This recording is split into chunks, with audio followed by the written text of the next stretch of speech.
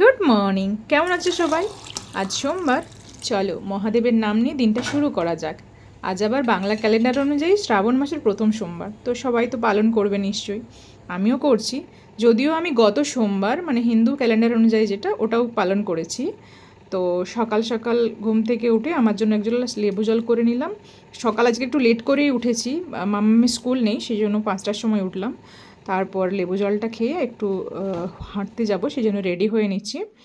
আর তারপর ফিরে এসে মোটামুটি অন্যান্য কাজগুলোতে হাত দেবো। হেঁটে আসি আগে। আজ আমাকে একাই যেতে হবে। আজ 21শে জুলাই। আজ আমি একাই হাঁটতে যাচ্ছি, সুইটি যাচ্ছে না।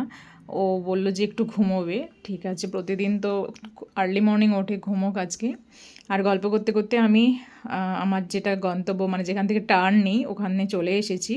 ওখান থেকে টার্ন নিয়ে নিলাম। এবার এখানে একটা মন্দির আছে, মন্দিরে একটু প্রণাম করে তারপর বাড়ি ফিরে যাব।